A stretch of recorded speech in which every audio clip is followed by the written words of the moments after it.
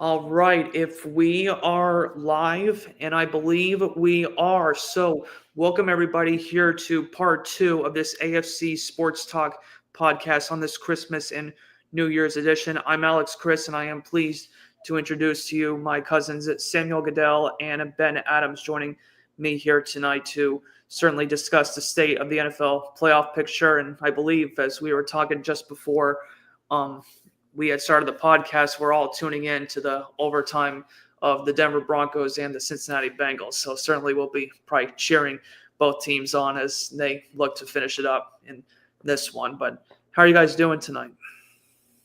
Doing well. Gonna be honest though, I think I'm rooting pretty strongly for the Broncos, not for both teams in this case. Right. The Bills, we don't want to face the Bengals in the playoffs, so Right. Strong rooting interest here. Mm-hmm. And likewise, Alex, doing great. Thank you for having us on the show, as always. You're welcome. And, certainly as we'll be watching the game, let's go ahead and just delve right into the state of the NFL playoff picture right now. So certainly as it's presently constructed right now in the AFC, obviously Kansas City with the number one seed in the AFC at 15-1, the Bills sitting at 12-3.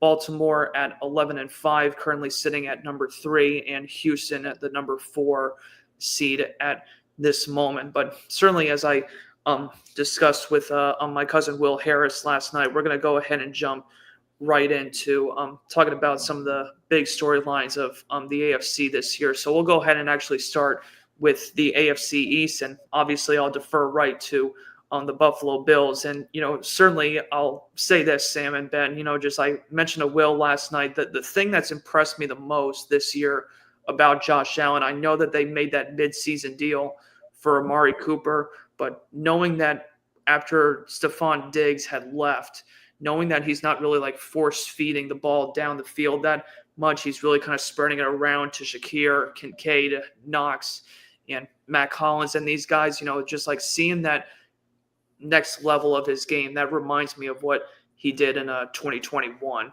Seeing obviously him in the race with the MVP. I'd kind of like to get your thoughts on the state of your favorite team, the Buffalo Bills. Alex, they're in great shape, and the vibes are good. When you're going to be, I don't mean to brag, but as a Bills fan, we've, other than last year, kind of known that we were going to be in the playoffs by week 17 most years, last year aside. And so what I've learned, because I was not used to rooting for a good team and now I do, is it's not, you don't take for granted about getting to the playoffs. But once you do, it's all about what is the stature of your team? Are you peaking at that moment? And I do feel like relative to last year, they are in a better place approaching the playoffs. There are concerns for the Bills. They did sign Amari Cooper, and he has not really made an impact. I do think he's made an impact beyond his stats a little bit as far as how he moves the defense. He's sort of a player that changes the way that a team plays defense against you. And so in that way, maybe he has made an impact. It hasn't been super tangible. But the offense has been great regardless. The concern for the Bills going to the playoffs is, the offense has been great. We have some of the best injury luck we've had in years. It's the defense. The defense has been the difficult part to decipher. Mm-hmm. That said, it's really difficult with McDermott's defenses to tell when they're playing bad or when they're doing what they're told to do. Like, for instance, the Rams, they let up 42 points. But as someone who watched that game, you kind of feel like they played well in the moments when they should play well. They made the plays they should play. Yes, they gave up a lot of yards. They gave up 5-6 touchdowns. So the defense, yes, on paper is not playing the way that you would like to see as far as like an Iron Curtain sort of Steelers defense. But they seem to be winning games and playing the type of style of defense that you want to play in those moments. So that said, the defense is the concern. But I don't know how much of it is we're playing soft in certain situations and not giving up the big play and we're just keeping our lead or whatever it might be. So, and as I say this, I'm realizing that it's very difficult to pick out what's wrong with the Bills. And I'm realizing I'm saying the defense because on paper it is the defense, but I'm not even sure if it is the defense just because sometimes that's the way they play football. and the defense plays to the way that the rhythm of the game is going. What would you say to that, Ben? Yeah, I mean, you look at the Rams game, for example. I think the issue is that we just got in a big hole, and so the game script was such that we just had to basically go high tempo, score as many points as possible, and that puts a defense in a tough situation because they're constantly on the field. We didn't control the gameplay well, whereas very similar game but perfectly opposite game script was the Lions, where we controlled the game from the get-go, but it was also a very high-scoring game. And in that situation, you weren't upset with how many points the defense was giving up because we were just doing what we needed to do, slow them down enough to give our offense a chance. So it's a concern without a doubt, but I wouldn't say it's like panic mode. I think what's different about the Bills right now. Sorry, that's my dog. Yeah. Yeah, he groans because I talk about this all the time. But things with the Bills feel better vibe-wise. And, I don't know how much weight you can put on this, but relative to definitely last year, maybe the last 2 years, it just feels like the Bills have more confidence, more cohesiveness. Like they're playing as a team that wants to win together. Whereas last year, I don't know if it was Stephon Diggs. I love Stephon Diggs, so I'm not trying to put the blame on him. But there was just clearly something off chemistry-wise, and it feels, as a Bills fan, like you have to be confident with the mindset that the Bills have right now. So I think, I'm optimistic going into the playoffs, but let's be honest, when you're a team like the Bills who has a pretty easy division, kind of walks into the playoffs every year the last 5-6 years, it's not really about the regular season anymore. It's about whether we can perform in the playoffs. And truthfully, they haven't really done that. We haven't won games that we needed to win in the playoffs. So it's hard to say what will happen, but with Josh Allen at the helm, it's hard not to be confident. Alex, can I ask you a question about the Bills? Of course, go ahead. I think that oftentimes us as fans are a little bit blind from like an objective take on, the team has been above average to very well above average for a long time. Mm-hmm. Do you feel like this Bills team is different than any of those in the last 4 years? Or do you feel like they still have a chance, but probably not the favorite? Because if you were to ask Vegas, they would be probably the second favorite to win the Super Bowl this year. Mm-hmm. But that sounds a little bit too familiar to us Buffalo fans, I guess. Right. I probably would say, from the Bills teams since the COVID year in 2020, that's what I'll basically run with, because Josh Allen, his 2019 season is kind of like when they made the postseason, but they lost that game to the Houston Texans. So I'll just kind of look over like that 5-year span. Mm-hmm. To me, I think this year, obviously we were talking about their defense, and especially the last couple of weeks, it has been worrisome. And I think that was kind of one of my biggest concerns was when they did lose Leslie Frazier after, obviously, I think it was in 2022, they lost him.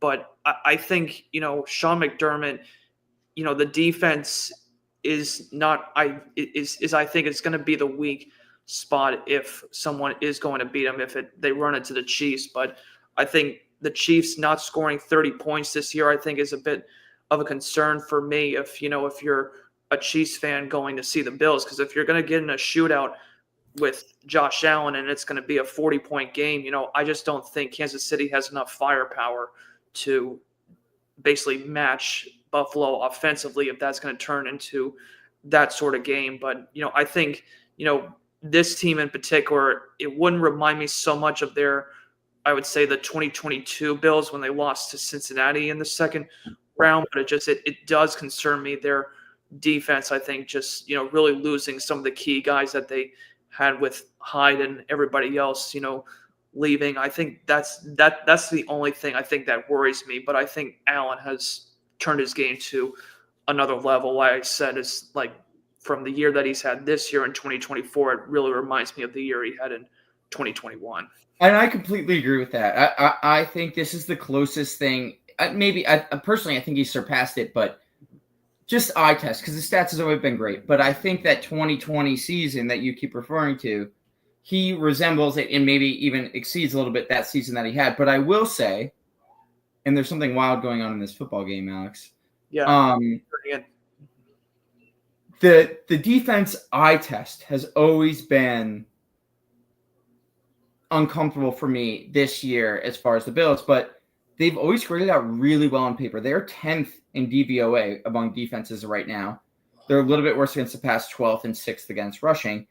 And I just think that, yes, they give a lot of yards, but when it comes down to those crucial plays, those 3rd and longs, those red zone reps, the Bills defense has actually played really well.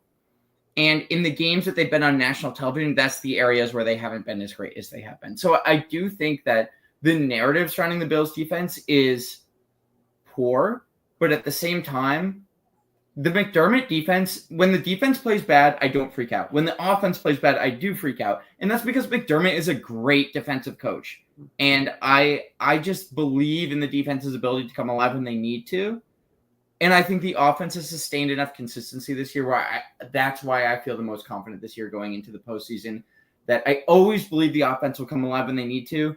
And the defense, it's McDermott's defense, and he will figure it out when it happens. But that said, I'm sure there's other teams we want to talk about tonight. So of course, yeah. But just like you said, I bet you did see my face. I guess you're probably a little ahead of me, because I just saw that Cade York had banged the field goal off the upright. You guys are maybe a little ahead of me in that, I guess. But we'll go ahead though, and just we'll briefly touch base on the rest of the AFC East here, though. Certainly the Miami Dolphins, Tua Tagovailoa's injury history is still a big question mark with the Dolphins. Obviously, I know, given them the contract extension, mentioning to Will Harris last night, I was interested to see what Will said as a Patriots fan, knowing that the Patriots have basically said to Gerard Mayo that he's going to keep his role in their team. I just don't know if he's going to be the long-term answer, but I think all of us can certainly agree about the New York Jets, how much, not so much of a disaster that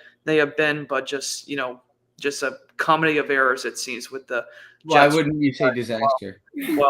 While the Dolphins and the Patriots are hopefully trying to build their teams to at least, some stable positions. I just kind of wanted to get your take on the rest of the AFC East. Well, I'm curious to hear what you think about Gerard Mayo. Yeah. I think it's been, I haven't watched that many Patriots games, but, oh God, I'm spacing quarterback. Drake. He's looked awesome, I think. Yes. I would be really optimistic about that if I were a Pats fan. But when you've got a bright young quarterback, what's really important is creating good structure around them. And if you don't have organizational structure, good coaching from the GM, coach down, that's when it's a bad situation for a quarterback. Do you think that the Pats should keep Mayo, or what would you do if you were if you were a Pats GM or owner? Me personally, I really kind of saw this, a number of years ago when, basically when Bill, obviously when we were all in agreement how Bill Belichick basically screwed up Mac Jones, when I was telling you that I thought Mac Jones resembled Drew Bledsoe to me. Obviously I know Drake May's an entirely different skill set, but I think, when they hired Mayo after Belichick, I think that tells me about Kraft that, he's just not a really good evaluator, because you think of what Robert Kraft's tenure has been. You look at his head coaching history. He started with Bill Parcells. He then went to Pete Carroll. He then basically had Bill Belichick for, 20 plus years. And now he's got Gerard Mayo. So, he's really just kind of gone after coaches probably outside of Gerard Mayo that, have had success, probably you could say, with other teams, but he just hasn't really, thought outside the box. And I just think for Kraft, when he hired Mayo, that just kind of really struck my warning signs, is that the Patriots are still going to be, probably a 10-loss team, as far as I'm concerned, maybe for the next year or two, unless Drake May can wake up and maybe they can start maybe getting a head coaching search. But, the Gerard Mayo hire, that just, kind of didn't really send any alarm bells to me. Obviously, kind of speaking from a Buffalo Bills perspective, or probably even you could say Dolphins perspective too, but that just didn't set any alarm bells off for me. When you think about the Patriots roster though, Alex, and I kind of think that young quarterbacks need an offensive head coach. That's just kind of a principle for me. So I'm not disagreeing with the fact that I kind of don't think that he should be kept. But that said, I'm not, proud enough to tell you that I know every single player on every single roster. So when I think about like how good a roster is, I think about how many blue chip players can you name on that roster? And I don't think I can name a single one on the New England Patriots. Right. Their wide receivers are Demario Douglas, Polk, Kendrick Bourne, and Ramondre Stevenson has proved himself to be a average to below average running back. Their offensive line is the worst in the NFL. Mm-hmm. They have no blue chip talent, and you do like to see the team maybe outplaying some of their parts at some point or things like that. But I do give Gerard Mayo a bit of a pass at that point, where when you look at around the division, I mean, the Jets have, I don't know if you want to consider Aaron Rodgers blue chip, but they have Garrett Wilson, they have Quentin Williams, they have Quincy Williams, who, I wouldn't call him blue chip maybe, but he's very good. They have Sauce Gardner, he's been a first-team All-Pro. When you look at the Dolphins, Waddle, Tyreek, left tackle, what's his name? Armstead. Yeah. They had Calais Campbell, and I know that like I'm kind of blurring the lines on blue chip a little bit there, but all names like well above average NFL players. And when I look at the Patriots, I'm just like, what did Belichick lead this team with? And there's not much there, and I don't think he's a good coach. But I like them keeping it in-house, and they have a lot of, you interview a guy 2 times for an hour and a half each. You have, 3 hours of footage on this guy. But, Gerard Mayo's been in this building for a long time. They know a lot about him. Right. So, I don't know. I could understand them keeping him around considering the lack of talent that is on this football team. Right. And I wouldn't expect anything other than this record from this Patriots team. I don't see how it could have been any different considering the 53 players on the roster. Mm-hmm. Yeah, but I think you've got to think more about like moving forward. I agree. He was in a lose-lose situation. Mayo was in a lose-lose situation this year. Right. Moving forward, is he the guy who you want to build a good, young, solid quarterback around? Probably not. What? And the evidence is that he did poorly this year. Yeah, I guess. Well, yeah. Yeah, I mean, look, like I said, I don't feel strongly either way, but I do understand potentially keeping him around. Right. Well, it's certainly going to be interesting to see how the other 3 teams in the AFC essentially figure things out. Obviously, as I was saying, it's going to be interesting to see how the Dolphins with Tua giving him the big bucks, and also, trying to see what the Jets do post Aaron Rodgers, unless obviously we'll see what happens come this offseason. Let's go ahead and let's move on, though, to one of the next divisions, though, in the AFC North here, which has really been a competitive division. Obviously, we're just seeing the finishing last 2 minutes of the Denver and Cincinnati game. Bengals still trying to fight for one of the final wild card spots at 7-8. Their record currently is Baltimore sitting at 11-5, Pittsburgh at 10-6. And once again, though, the Cleveland Browns just, at 3-12. I mean, I think Winston has been kind of a nice little story, but just seeing the way that they have been, it's been mind-boggling. How the Cleveland Browns, as I kind of mentioned in the podcast we had last year, basically how they screwed the pooch with Baker Mayfield's development after they drafted him in 2018, and then giving Deshaun Watson the big bucks. But we'll kind of just talk a little bit about the AFC North, but probably my question to you guys is that obviously, Baltimore, I think, and the Bills are arguably probably the 2 best teams I think that can beat the Chiefs in the playoffs this year. But sort of how do you feel about kind of the other state of the teams in the AFC North and the Steelers and the Bengals this year? I mean, the Browns are just a disgrace. Yeah. It all starts with that Watson contract. Like, what are you even doing there? And how do you even get out of that? Isn't he on the hook for like $50 million a year or something crazy like that for the next 2 years? 55? 3 more years, I think. Yeah. Yeah. So that's just a tough situation to be in. So I don't even know if they're worthy of a discussion here. Yeah. The Steelers are interesting. They're another team that I haven't watched that much, and I just don't it confuses me that they have such a good record, because a few games I've watched of them, they haven't seemed that good. But I guess they just have a great defense. I guess Russell Wilson's played pretty well this year. I honestly don't even know if that's true. I mean, maybe you can speak to that more. I mean, the Steelers and the Bengals, who just won. Right. Sorry, Alex, if I spoiled that for you. I just opposite teams. The Bengals lose games that you think they should win, and the Steelers win games that you think they should lose. And that is a testament to the coaching, I think, a little bit. And look, would I want to root for a team that Mike Tomlin coached? No, they're super boring. They never go for it on fourth down. The most conservative teams, they run the ball nonstop. But you know what? They win games all the time that you wouldn't expect them to win. And they have the most talented quarterback that they've had since Ben Roethlisberger right now, too. Right. So when you think about combining those two things, as a coach that can win 9 games every year no matter what, if you give him the league average quarterback and you give him someone that's a 6 out of 10 quarterback, it turns out to a 10-11 win team, which is exactly what the Steelers are. Mm-hmm. I get it. They're not fun to watch, but that's what the Steelers have been forever. The Bengals on the other side are a Zach Taylor offense, which is incredible. It's explosive. It scored 30 points tonight. They score 30 points every week, but they give up 35 points.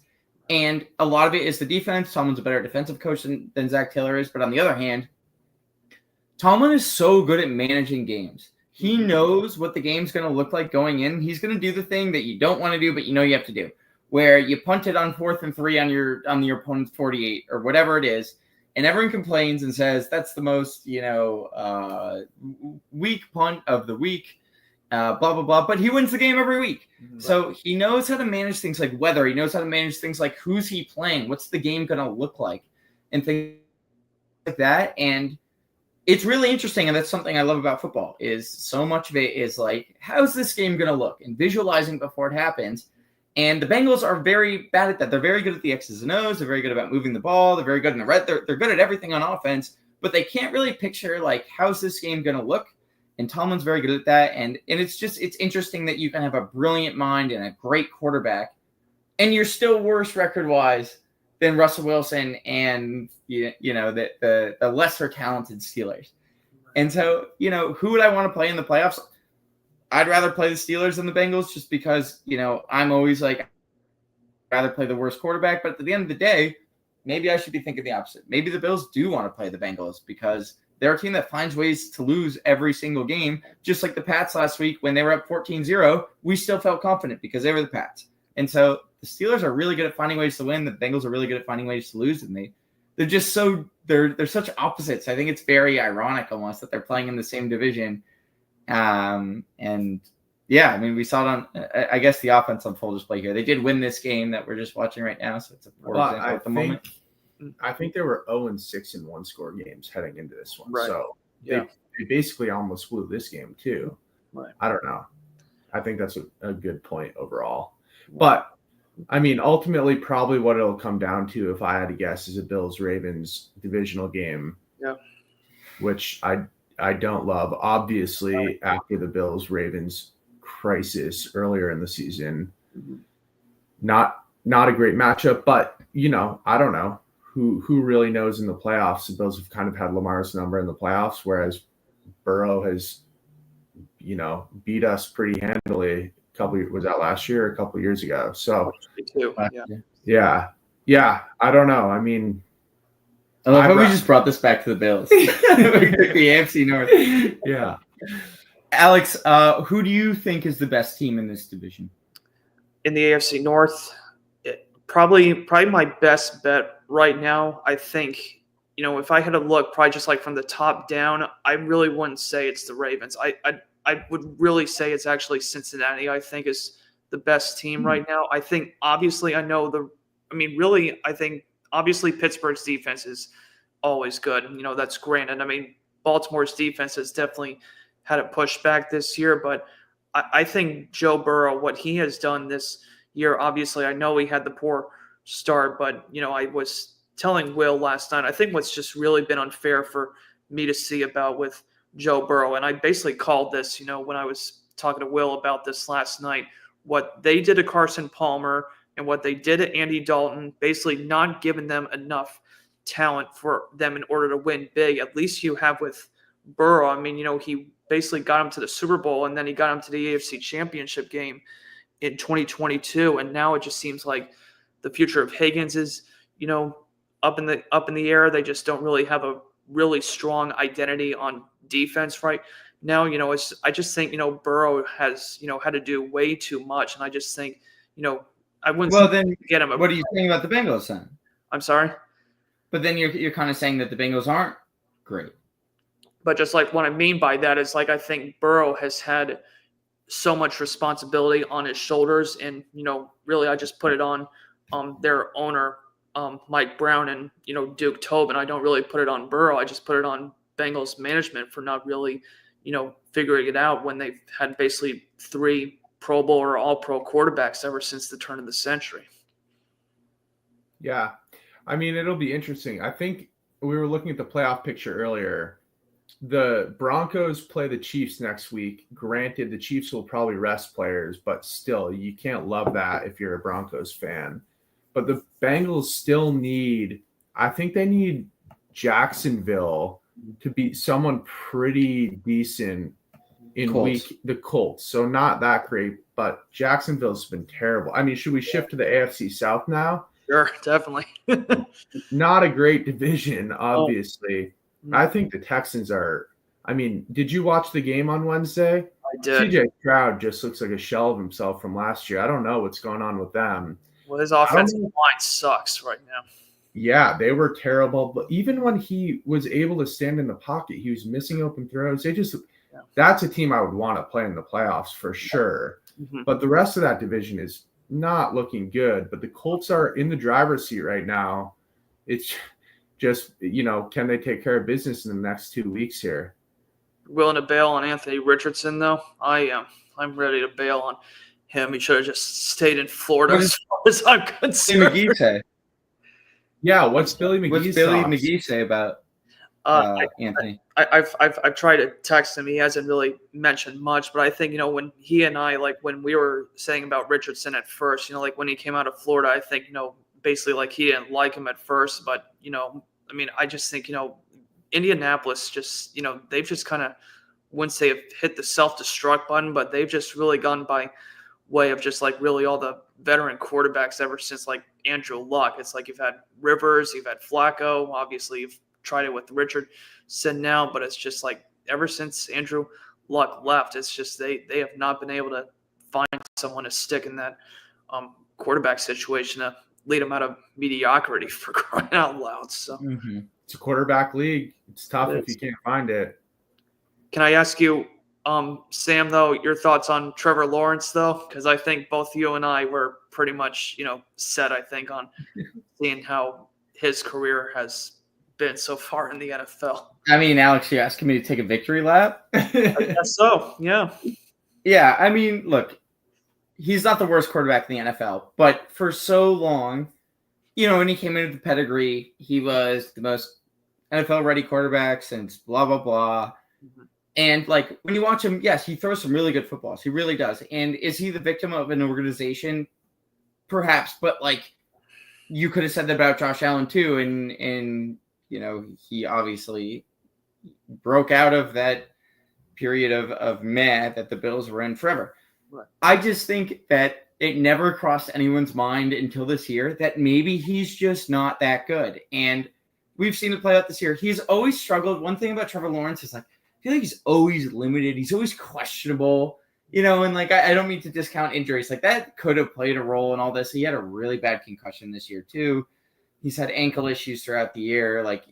It's something he's dealt with his entire career. But at some point, everyone deals with injuries. Everyone deals with poor coaching, whatever it is. And he was playing with some of the most lucrative, rich wide receivers and weapons in the NFL. They drafted a running back in the first round, ETN. They have Christian Kirk. Yeah. Christian Kirk. They have Gabe Davis. They have these really high end. Why do they have Brian Thomas Jr., who's one of the best receivers in this rookie class? Yeah. And at some point, when you don't perform, we just have to say, maybe he's not that good. He throws a beautiful ball. He's obviously very physically adequate to play the position. I think it's something in his head, and I don't want to say that he was ruined by this organization, but he throws a lot of really bad picks. For every great special throw he has an equally poor, whether it's ill-informed or inaccurate, pass too, and he can't get out of his own way. And it's not even like I'm a QB scout, because I don't know about, the way that you throw a football or your footwork or whatever it might be. But I just saw that for a long time, people keep saying, oh, he's a top 10 quarterback, and he wasn't playing like one. So at some point, you got to call a spade a spade. I'll take my flowers there. Sure. I've also kind of just been reading this through the lines. I mean, obviously, looking back on history, I think you could legitimately say that Jacksonville and Tennessee, they basically had an identity crisis for the last 20 years. I mean, basically, like people saying like Trevor Lawrence, whatever flowers they're still trying to give him, or still say that he's good. It's like the best quarterback that the Jacksonville Jaguars have ever had was Mark Brunell. And probably with Tennessee, obviously Steve McNair, but just like ever since they left, it's just they've had an identity crisis for the last 2 decades, it seems. Yeah. And I mean, and the Jaguars did what a team without an identity should do. They brought in Doug Peterson, who's an established head coach, a guy that's been around the block. He knows how to run a football team, and it still didn't work. So, they do have talent too. That's like, you look at the Pats and you look at the Jaguars, you look at their weapons, you look at their line, you look at their running back, outside, inside, whatever it is on offense. And then they have, the old Josh Allen on their team too. So it's just like, sorry, I'm reading the comment at the bottom of the screen here, but these are 2 different rosters that they're playing with, and their records are equivalent, but one team is way more talented than the other. And it all starts with the quarterback. How can you not blame Trevor Lawrence? I mean, they should have more than 3 wins. I mean, that team is in such an easy division too. That's a failure. Yeah, they were begging for the Jaguars to win that division. Yeah. Yeah.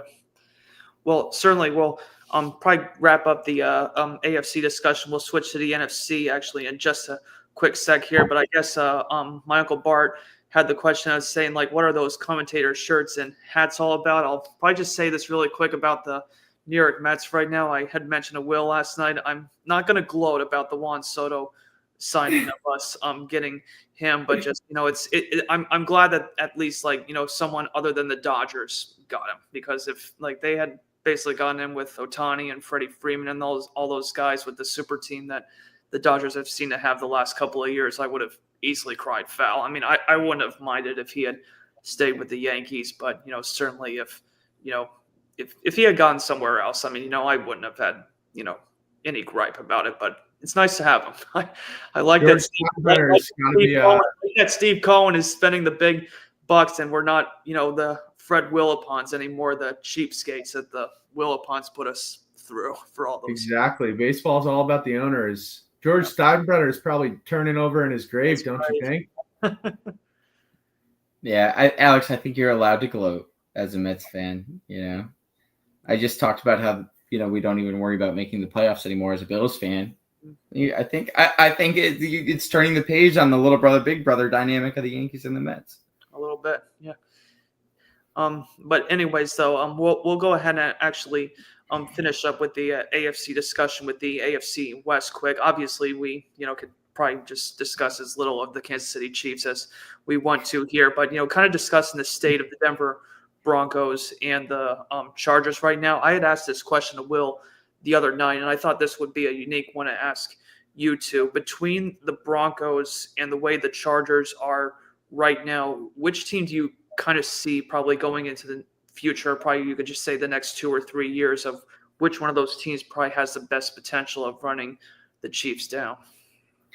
I mean, I'd love where I am as a Chargers fan right now. You got a great young quarterback, fun coach, pretty talented team, couple good young running backs, maybe not that young anymore, but still good. I don't know. I think the Chargers are in a pretty good spot. They play nice rough and tumble, hard-nosed football. Do I think they're going to take over the Chiefs? No, but I could see them being a playoff team for the foreseeable future here. I like the Chargers. I think that's a fun team. Yeah, I think it's got to be the Chargers. I think Denver plays a style of football that's fun. It's very big play dependent on defense. It's reliant on turnovers and sacks, and they've had guys come out of nowhere like Nick Benito, who had no pedigree before this season, who's having an insane year. And like, you can't, it's fun, but you can't be reliant on that.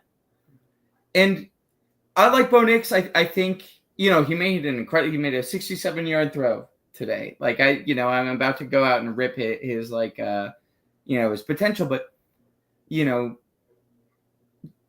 Herbert's been a guy that's been able to prove that in the long term. Like, he's been on bad teams, but he's still looked good.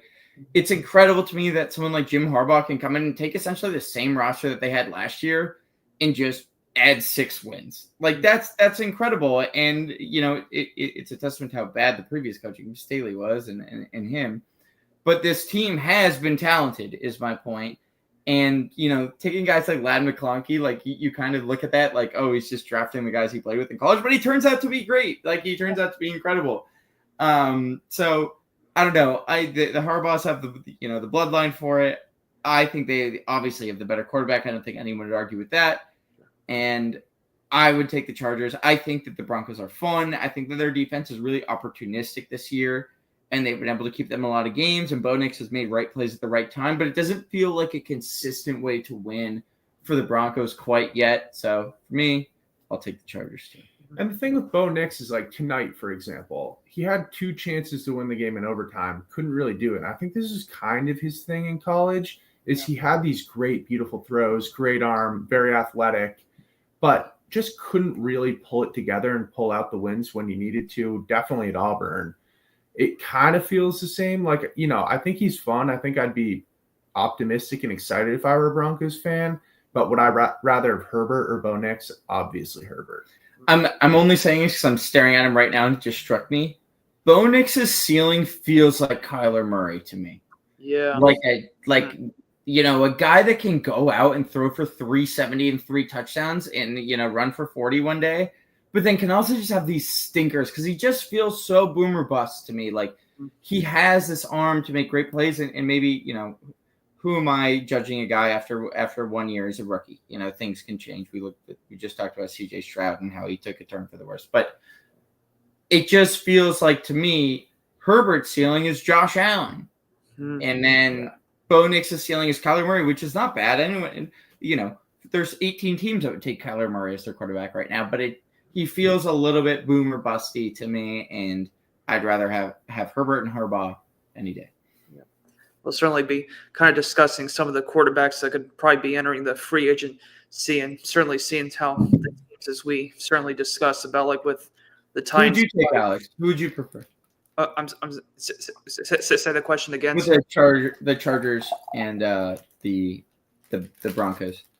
I probably would take Herbert right now too, but I love the way that I think Sean Payton is developing Bo Nix. I think if Denver plays it smart, I think the Chargers. I wouldn't say the Chargers are like in win now mode, but obviously I think Harbaugh is going to build that team up. I think though if Denver plays it smart though, I think Payton, I don't know how much longer he's going to be in the NFL head coaching market again, but I think if Denver plays this smart, I just would love to see at least teams be competitive against the Chiefs. Like, don't let this team just own this division, for as long as possible. Someone's got to eventually run Patrick Mahomes down.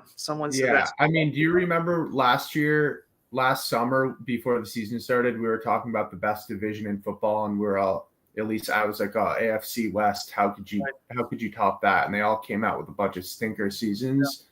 Yeah. It's just tough when you're playing Mahomes twice a week or twice a year. Chiefs are just a force. Right. It's hard when you're playing arguably the best quarterback ever and best head coach ever. It's just, that's what the NFL is all about. It's a quarterback league.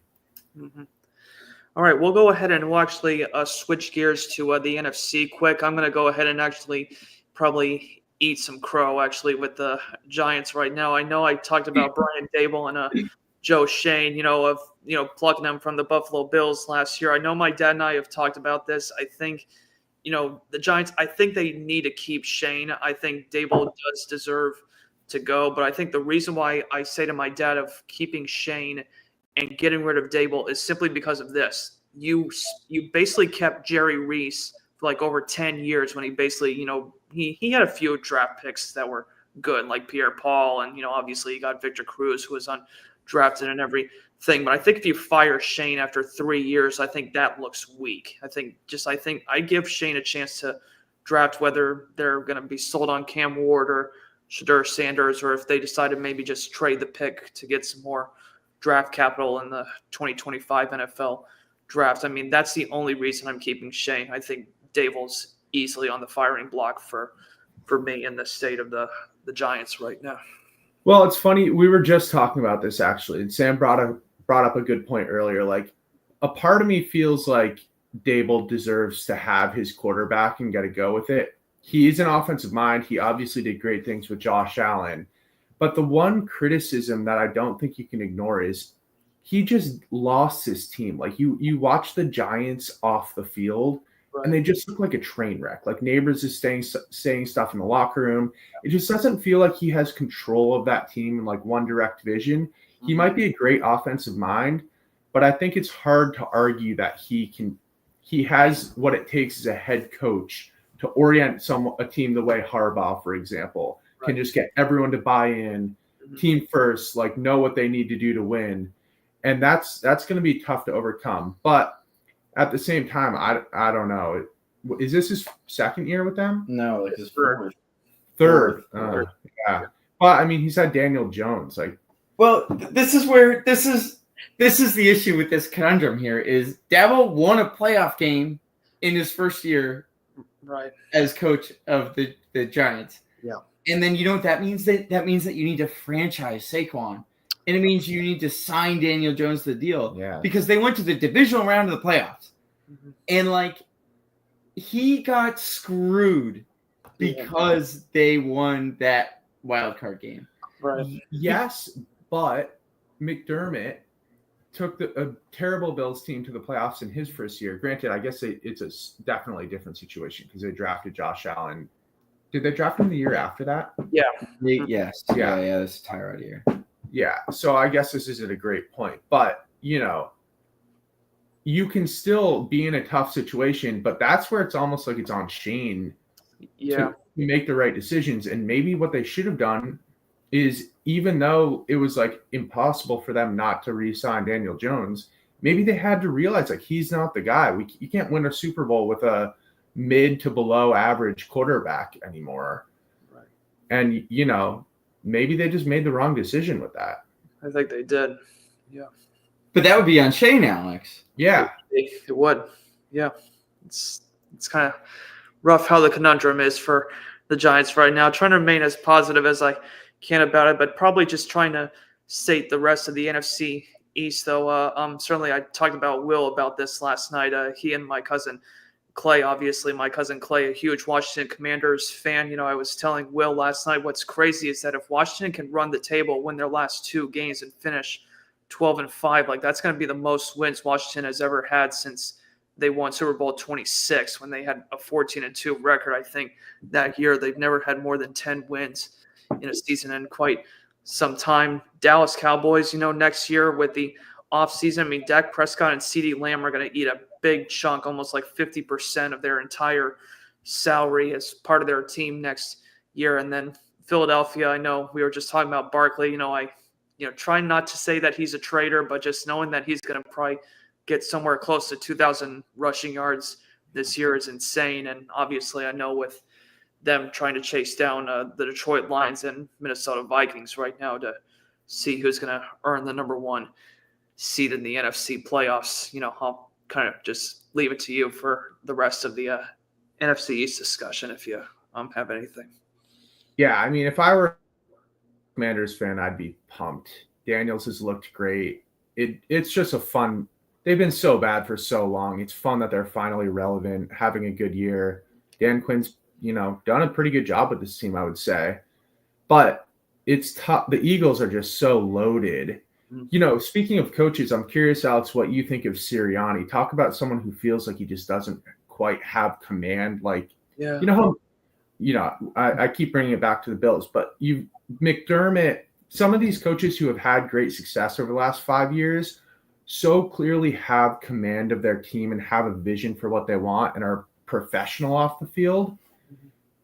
Go ahead. It doesn't feel like that, you know? Yeah. Go on and continue. I'm just looking through the comments here. Well, I'm pretty curious what you have to. I think this is a good point. Kyle McCord just set an ACC record. I was about to bring up that. How do you feel about Syracuse football? Come back with a vengeance. How could we not feel great? First 10-win season in 6 years or something like that. You know, second best season since Donovan McNabb was here. Yeah. And Alex, your Joe Shane can pick Kyle McCord. He will be on the board when you pick. I don't think I would reach that far though into the first for McCord. Here's the reason though.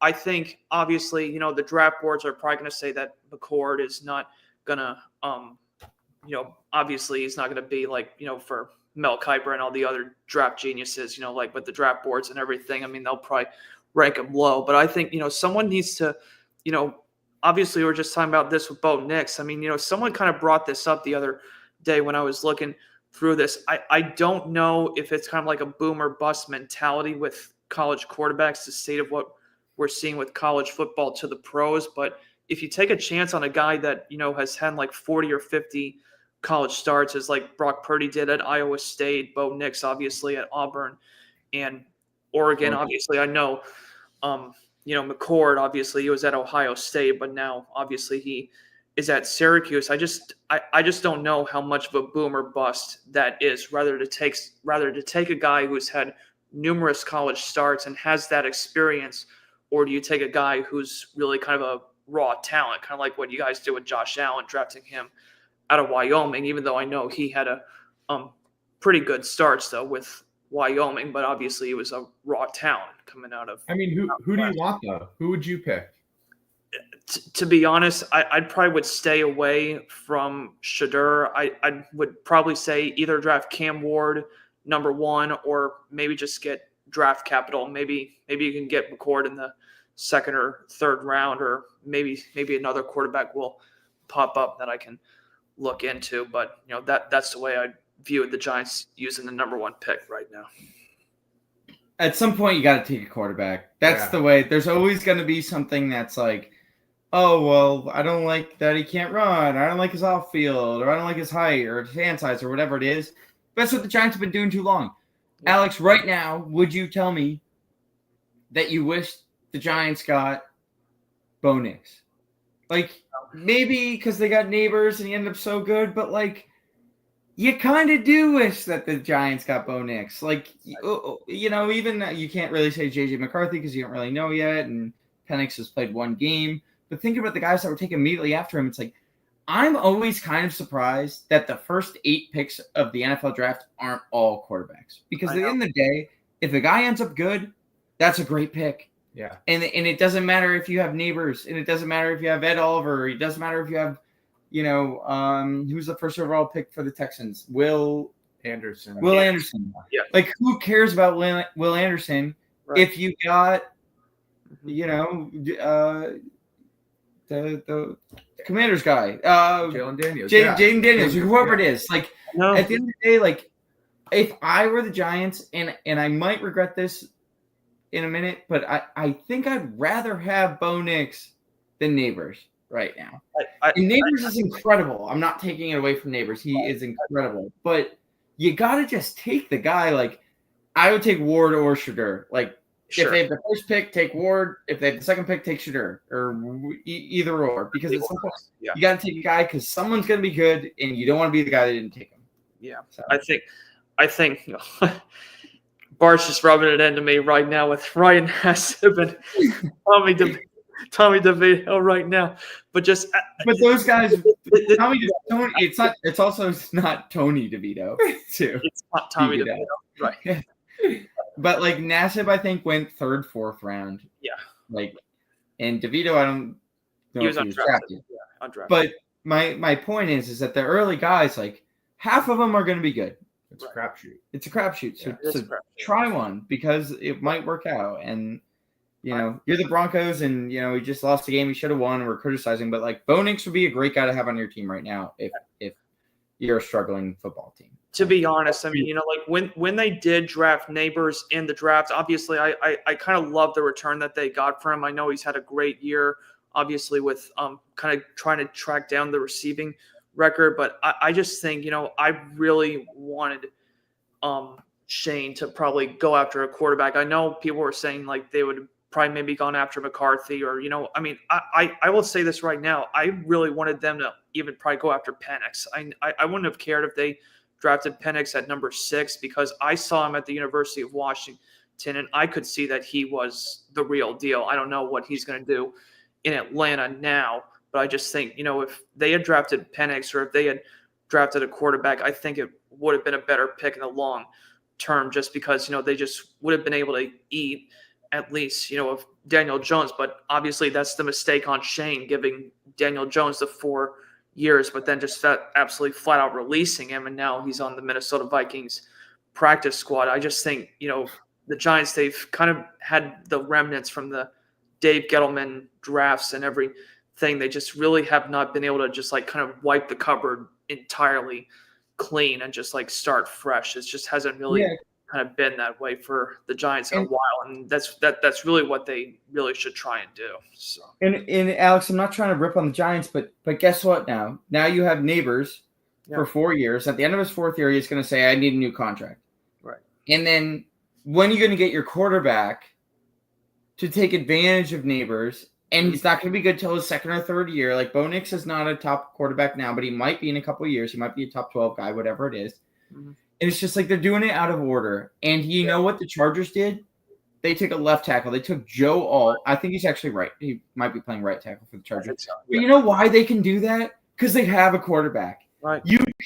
When you have a quarterback and you're drafting, that makes it so much, because that's when you go get Neighbors. Mm-hmm. It's like that makes the Neighbors pick so much better.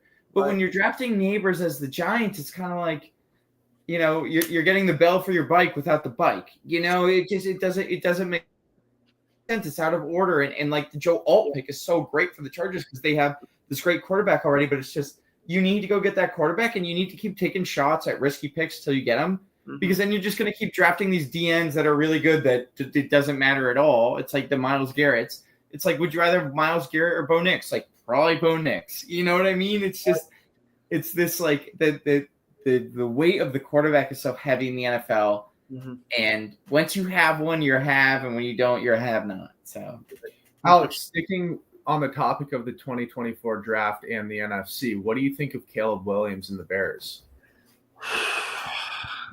Don't get me started with Grandpa Chicago Bears right now. I definitely think Chicago has broken this kid. Obviously I didn't like him a lot at USC. I kind of thought, people kind of saw through the hoopla a little bit. I know obviously at USC he was a great offensive talent, but I just think, like what basically the Bears kind of did, like trying to build that team for him, obviously getting Keenan Allen, drafting Rome Odunze as well in the same draft with him, and then obviously DeAndre Swift as part of that deal. I just think when I saw Caleb Williams I think this was like a Monday night. I don't know if it was last week or 2 weeks ago, but just like his body language on the sidelines there, I said to my dad, like right before the season, like kind of like when I kind of heard things like about like with he and his dad and kind of like what he was like as a locker room presence at USC. It's like, I said to my dad, I said, like, I just hope the Bears aren't drafting their next version of Cade McCown. I think they drafted him like in the first round in 98 or 99. And just, he kind of was, I wouldn't say like the same as Caleb Williams, but I just think like personality wise and everything. But I just think the Bears management and organization have basically just broken this kid. And I just don't think, obviously he's not handling it well. The body language is one thing, but I just think the Bears, they did it to Trubisky, they did it to Justin Fields, and now they've done it to Caleb Williams. I just say this to my grandfather. I remember telling him when they fired Lovie Smith in 2012 after 10-6 and replaced him with Mark Trestman. I remember he and I just shook our heads and they're like, "What in the world is the Bears doing?" They've never been the same ever since they canned Lovie Smith. I mean, we're talking about organizational stability. Talk about an organization without any stability from the owners down. It's just an absolute nightmare there. Yeah, but can I just say that when I watch the Bears, I think Caleb Williams just stinks.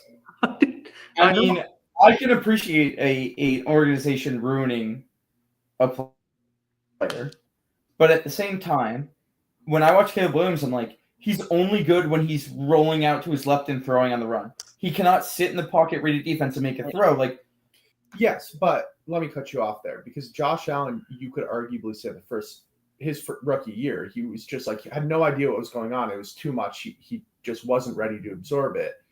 I think you could make the argument that if he had stability and had a good offensive-minded coach like Dable, who could groom him and kind of like teach him how to read an offense and help like his O-line protection, that's how you develop someone who has extraordinary skills. He just clearly is overwhelmed. Like, he holds the ball for so long. He ends up just scrambling constantly. Like, he just needs someone to teach him to like go through his reads. And to me, that's where I feel like they're failing him more than anything.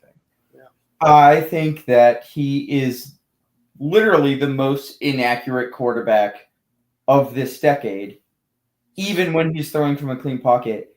And yes, do I think if I were like, I have a really talented quarterback, where should I put him? I would never say the Bears.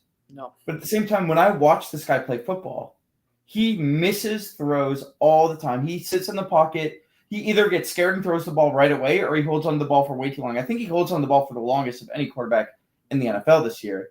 Mm-hmm. He constantly misses throws. He makes beautiful highlight throws, but it's only in these like unique running to the side circumstances. Right.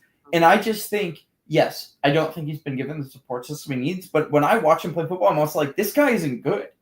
I guess so, but talk about inaccuracy. Wasn't that Josh Allen's whole thing? He was terribly inaccurate his rookie year.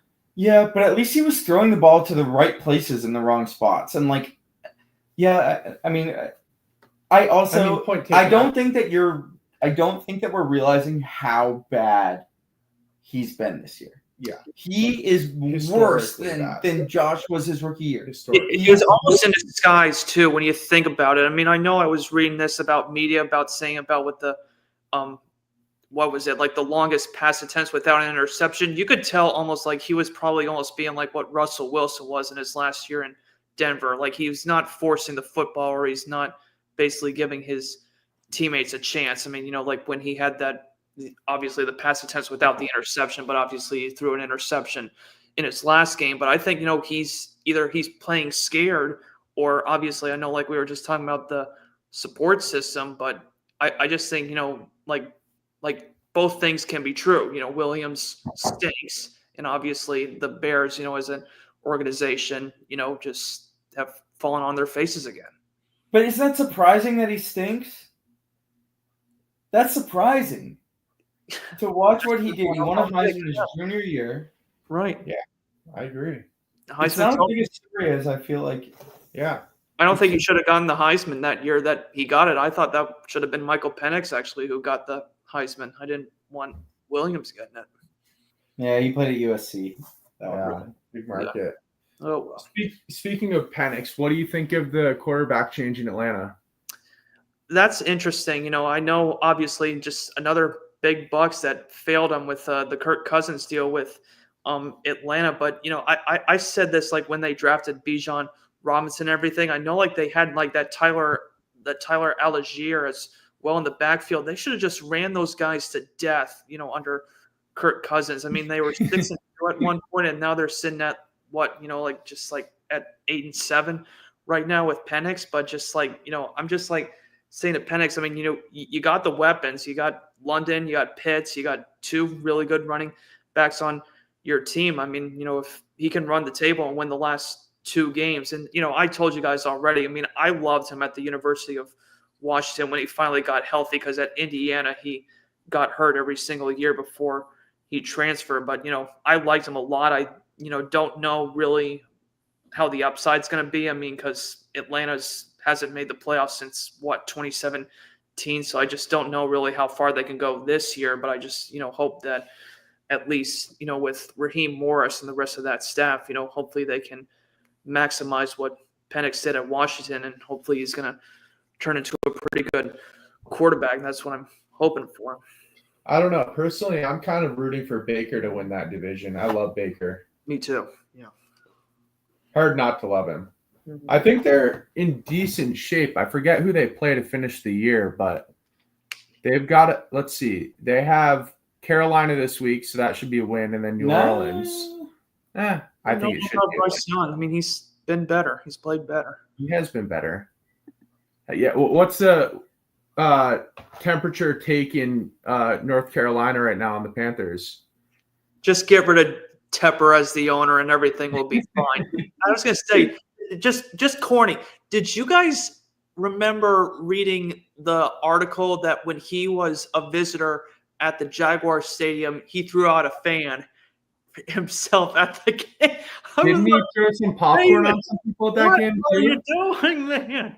Yeah, he's a psycho. He is so thin-skinned as an owner. I mean, I know Jerry Jones, and I know some of these others are just incredibly thin-skinned, and Woody Johnson you could say as well. But just I just can't see how Tepper is, in control of this team. And obviously, I mean, I'm hoping the best for Bryce Young. He's played better, but just they just need to build that team around him. You got Hubbard, and got a few good receivers, but you just got to get Young, and just hopefully Tepper can just stay out of the damn way. Yeah, I agree with that. I feel like the general national sentiment is like people kind of are rooting for the Panthers to do well, rooting for Bryce Young to do well.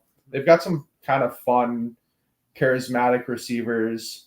I don't know. I hope they turn around. Feels like they have a little to some degree in the last half of the season.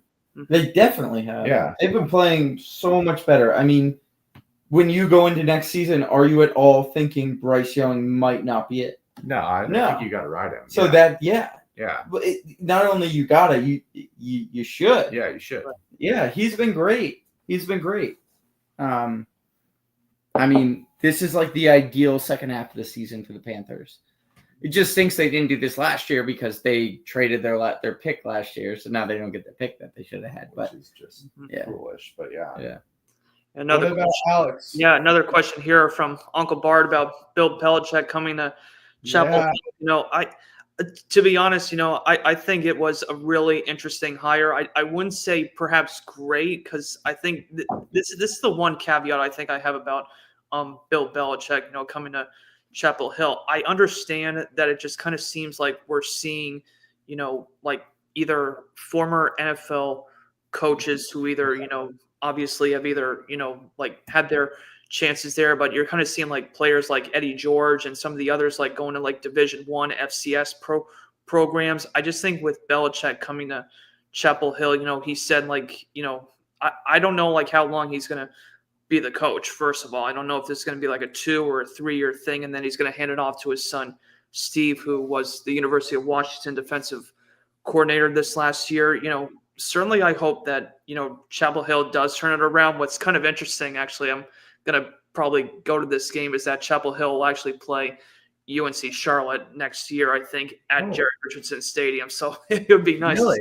Wow. I'll check on the sidelines when they come to Jerry Richardson Stadium in September, I think is when we'll play them. But just, I wish them the best. Obviously I know Chapel Hill had a bad year last year. I think their quarterback got hurt really early in the season. I just don't know how legitimate of a program Chapel Hill is going to become with the state of way the ACC is right now. I mean, obviously, Clemson had a bit of a good bounce back year. Florida State obviously was a disaster at Florida State this year.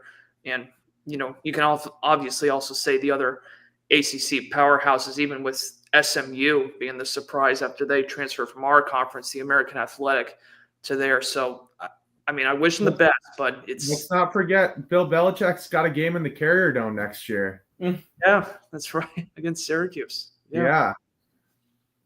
So we'll see. I don't know. I mean, I think they're about as big of a brand as you can get in the ACC. I think they're going to be all right. They're in the South. They've got a good talent down there. There's also so much recruiting out there. Yeah, exactly. I think everyone's always said that UNC is like this sleeping giant in college football. There's so much good high school football out there that it's ripe. And Belichick's whole thing, didn't he make them up their NIL budget to like 20 million from 4 million this year or something like that? Right. Yeah. So I don't know. I think that's pretty fun for college football. I agree. Mm-hmm. All right. Well, I think we'll actually go ahead and probably just wrap up the discussion here on the NFC. I know we kind of briefly touched base on sort of the state of some of the NFC North and the NFC East teams into the NFC South, but just kind of seeing like those three really top teams right now, and maybe you could also perhaps include the Packers and the Rams in the conversation, but really between Philadelphia, Detroit, and Minnesota, basically all of them competing right now for the number 1 seed. Obviously, Detroit does have the edge. How do you guys kind of see the NFC playoff picture stacking up, or kind of like your picks, hopefully, like for the NFC Championship? Who do you think's probably going to come out of the NFC? Well, I mean, on a personal level, I'm rooting for Dan Campbell and the Lions. I think that's a fun story. They're just so beat up. I'm going to be honest. I actually don't think I think they're too hurt to really make a run, but I hope they prove me wrong. Mm-hmm. I don't know why I'm such an Eagles homer lately, but I'm feeling like they're the team to beat in the NFC. I think that's going to be if I had to guess, I think they're the team that's going to come out of the NFC. Yeah, I don't know. I'm so stuck. I probably would lean Eagles, but I'm just not a Jalen Hurts believer. Like I don't see him as the Eagles are so well built, but they seem like a team that needs the script to go the right way for them to be great. Like if they were to get punched in the mouth and go down 14-0, yeah, you don't believe in Jalen I Hurts. don't really Sirianni. Yeah. Yeah. I don't believe in Sirianni.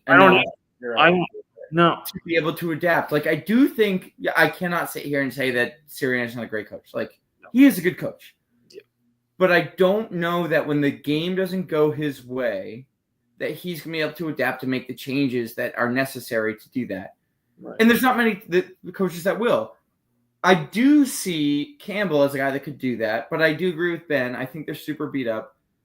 I don't know. I see the Commanders as kind of like when I look at the quarterbacks and I see like Jordan Love and Jalen Daniels are like probably am I forgetting someone? Are they the two guys that I believe in the most? Because they might be. Probably. Like, those guys are the guys that I would believe in. And when it comes to the Darnold? playoffs, what's up? Darnold? You know who I believe in? I believe in Kevin O'Connell. Yeah.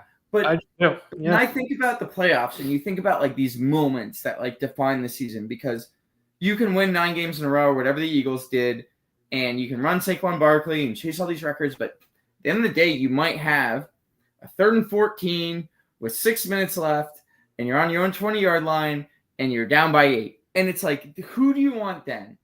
And I think that like the Eagles they're the most well-built team.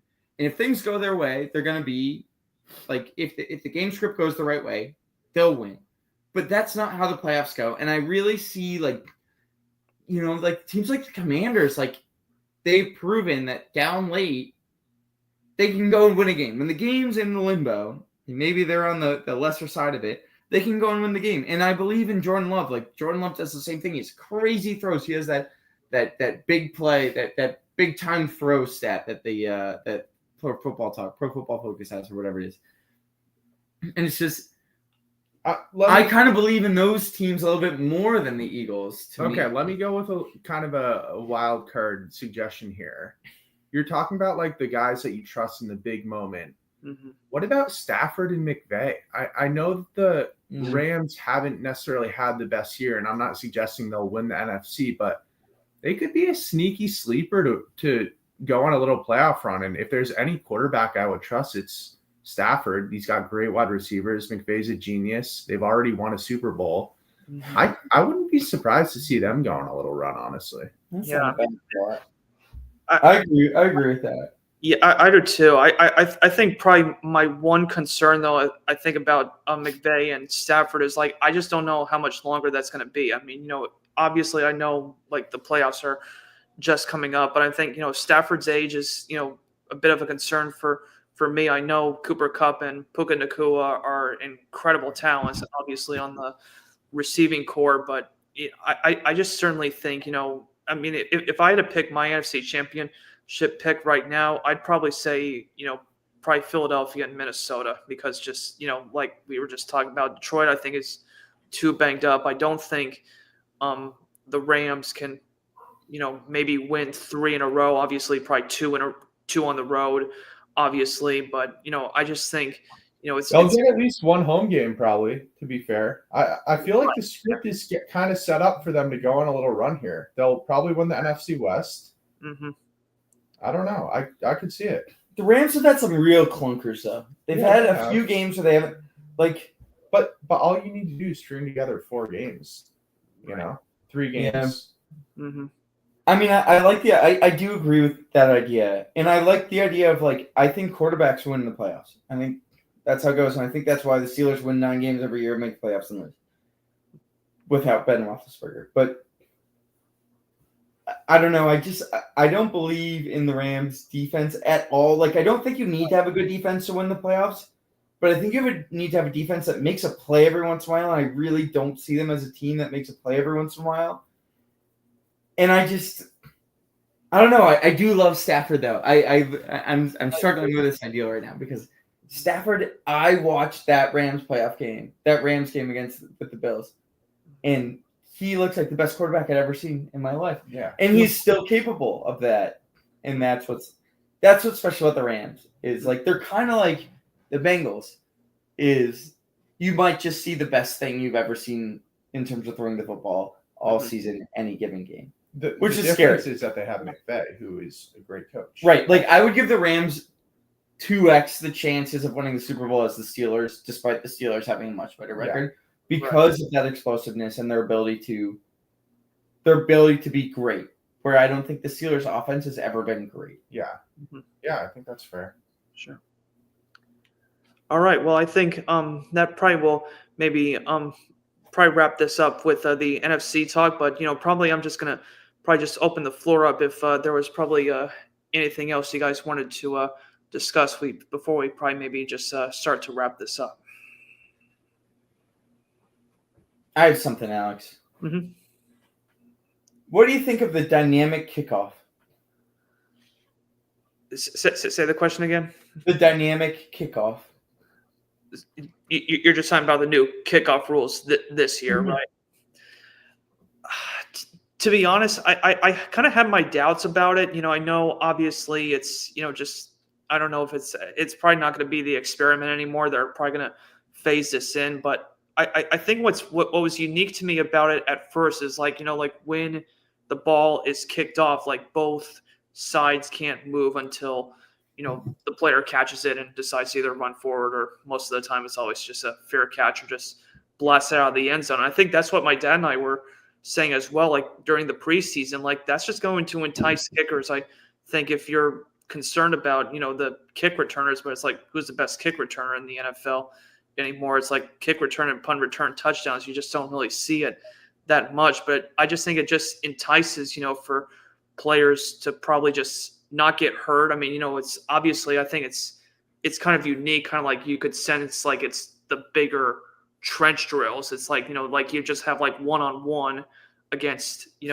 each other, on the sides. It's you beat your man and then you'll get them. I don't know. It's just kind of a weird conundrum for me when they decided to make that change. I mean, I kind of like it, but I also just kind of say there's other ways to beat around it. If you have the big-legged kicker that could just constantly blast it out of the end zone, I mean, just go that route if you just don't want to return the ball. Or obviously, if you just don't have a strong kick returner, no one's gonna basically take you seriously.